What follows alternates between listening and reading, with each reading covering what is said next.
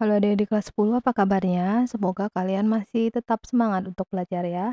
Nah, kali ini kita akan membahas masih mengenai fungi, yaitu zygomicota. Kita akan membahas lebih dalam mengenai ciri-ciri, struktur, reproduksi, dan peranannya.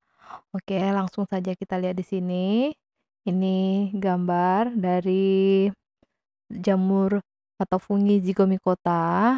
Ini pada roti yang sudah berjamur ya. Di sini jamurnya adalah Rhizopus stolonifer spesiesnya. Nah, kita lihat untuk struktur tubuh Zygomicota ya. Sebenarnya hanya tersusun atas dua bagian yang penting. Bagian utama yaitu hifa dan sporanya ya, di mana nanti spora itu berada di dalam kotak spora yang disebut dengan sporangium. Nah, sporangium itu nanti ada tangkainya ya. Ini spora, ini kotak spora. Nah, tangkainya ini yang disebut dengan sporangiofor. Oke. Ini sporangiofor. Ini. Kemudian ada seperti akar, ini adalah rhizoid. Kemudian seperti menghubungkan fungi yang satu dengan lainnya itu adalah stolon. Nah, struktur tubuh itu tadi hanya tersusun dari hifa dan sporanya ya adik-adik ya. Atau sporangiumnya. Nah, hifanya sendiri ada 3 macam, rhizoid, sporangiofor, dan stolon. Rhizoid nanti hifa yang dapat menembus substrat. Oke, jadi ke dalam dia menembus kepada substrat, apakah itu tadi di sini misalnya roti atau kotoran hewan atau sisa-sisa tumbuhan lainnya misalnya. Nah, hifa yang ke atas membentuk sporangium, itu ada sporangiofor, dan satu lagi hifa tadi menjalar di permukaan substrat, yaitu stolon ya. Nah, kumpulan dari hifa itu yang disebut dengan miselium ya adik-adik ya, yang banyak banget seperti ini. Oke, itu adalah miselium. Nah, sekarang kita lanjut. Ciri-cirinya secara umum bahwa zygomicota itu tadi sudah ya, tersusun atas hifa dan sporangium, kotak spora atau sporanya. Nah, hifa tidak bersekat. Ini adalah ciri dari zygomicota. Kemudian tidak hifanya ini memiliki beberapa inti. Ini ya, di sini kita lihat intinya banyak. Jadi beberapa inti.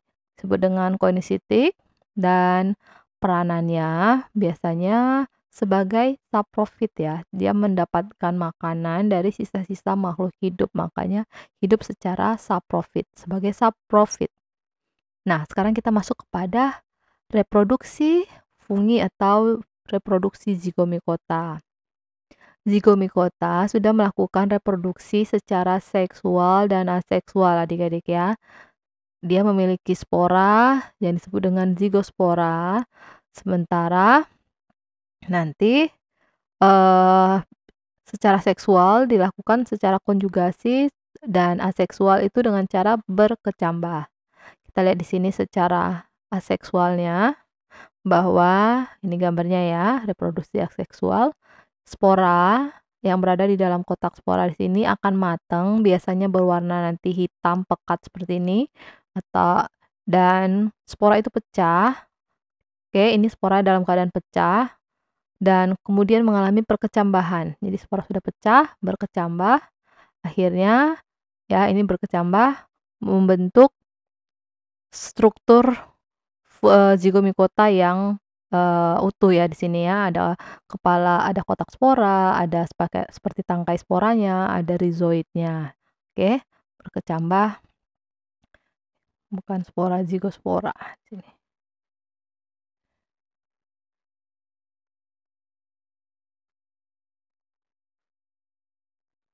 Ya, yang ini. Yang kemudian secara aseksual, kita lihat di sini, oh secara seksual ya, tadi aseksual. Kita lihat bahwa sporanya itu akan mengalami konjugasi. Kita lihat di sini spora N, ya ini secara seksual.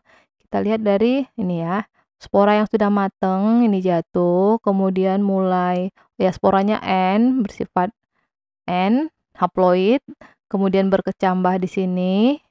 Oke, selanjutnya kita lihat di sini ada yang disebut dengan hifa positif, hifa jantan. Kemudian yang eee, hifa betina dianggap seperti itu karena dia nanti menerima bagian sel, ada isi selnya, sementara yang dianggap jantan ini akan memberikan isi selnya ya. Nah, nanti kita lihat bahwa di sini akan terjadi penyatuan dari di sini plasmogami, penyatuan dari sitoplasmanya ya. Sehingga kalau kita lihat di sini, setelah bergabung kan ini N, ketemu N menjadi 2N ya. Oke, ini dan mengalami perkembangan selanjutnya, kemudian nanti akan terjadi secara kariogami di sini. Jadi dinding sel kedua gamet pecah sehingga terjadi penyatuan plasma, di sini plasma, plasmogami, di mana nanti inti haploid ya bergabung dengan inti yang dua-duanya haploid, satu positif, satu negatif ya maksudnya. Nanti terbentuk zigospora yang sudah terdiri atas, hifa positif dan negatif tadi ya atau yang satu memberi, satu menerima. Nah, nanti di sini kan intinya sudah zigospora bersifat dikariotik atau 2N. Kemudian nanti akan membelah di sini secara meiosis, setelah sebelumnya tadi mengalami kariogami ya, intinya melebur di sini. Nah, di sini 2N atau diploid, baru kemudian mengalami meiosis lagi untuk nanti sporanya menjadi setengahnya lagi mengalami reduksi menjadi haploid ya. Nah, selanjutnya ini akan mengalami dormansi kalau lingkungan tidak menguntungkan. Kalau nanti lingkungan menguntungkan, dia akan mulai berkecambah ya. Karena tadi dia memiliki dindingnya, sporanya memiliki dinding yang tebal sehingga dapat melindungi pada kondisi yang kurang menguntungkan adik-adik ya. Nah, jika sudah menguntungkan, zigosporanya ini akan tumbuh.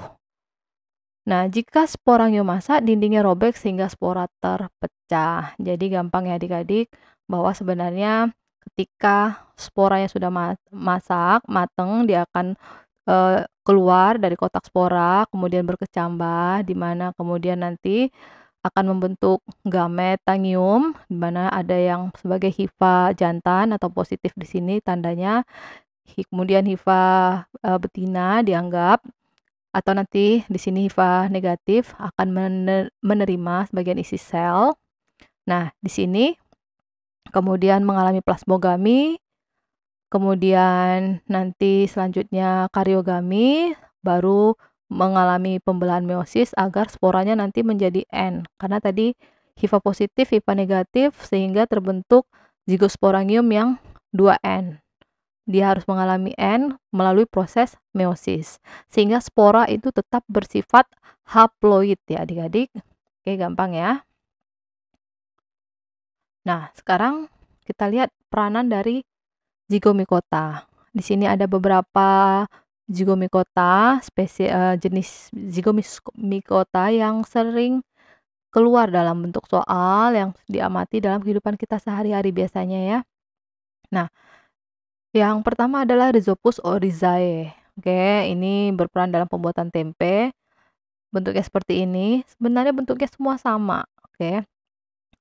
Ada kotak spora di dalam, kemudian ini spora yang sudah matang ya kalau begini adik-adik.